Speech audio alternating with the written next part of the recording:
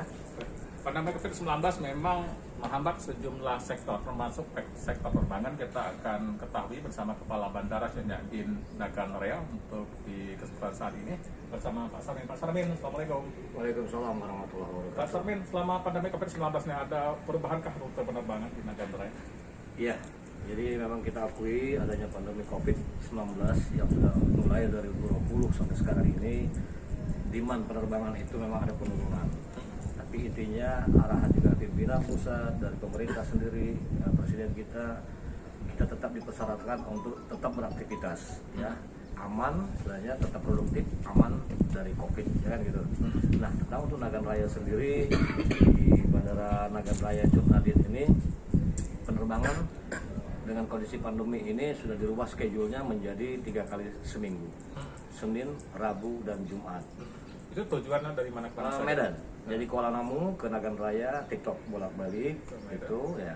Tapi sembari berjalannya dengan kondisi ini, demand belum bisa keterisiannya mencapai untuk target yang diharapkan oleh airline untuk beroperasi. Makanya mungkin ada keseringan pembatalan, ya kan. Sebetulnya schedule itu ada dari segi online, kita bisa lihat di Traveloka atau apapun.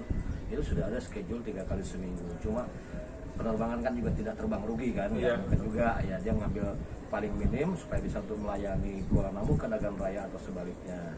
Tapi di antara semua itu masih ada terbang charter flight, penerbangan charter oleh Citylink, oleh perusahaan MIPA.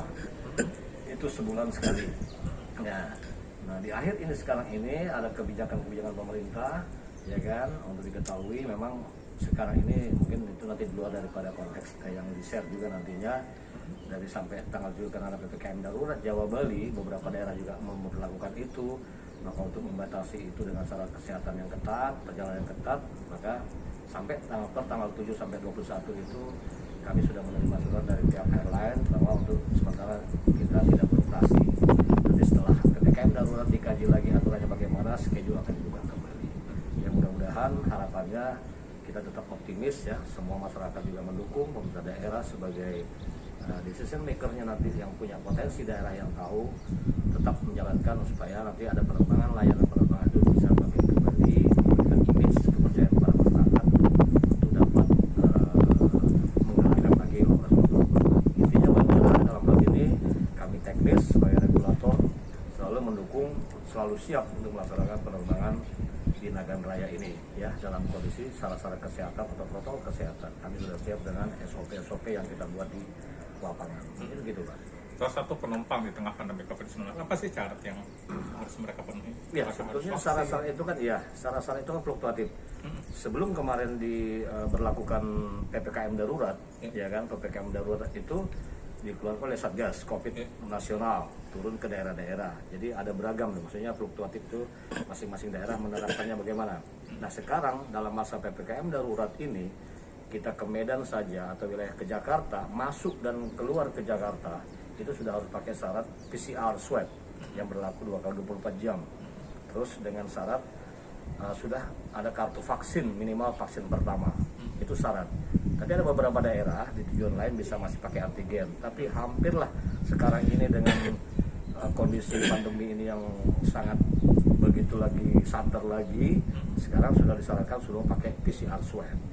Ya mudah-mudahan setelah tanggal 20 ini berlaku SE Satgas itu bisa berjalan kembali normal seperti dulu, kita cukup pakai antigen tanpa syarat-syarat vaksin gitu. Pak Sarmin, kalau tim penerbangan sendiri dan dari pihak bandara sudah divaksin semua?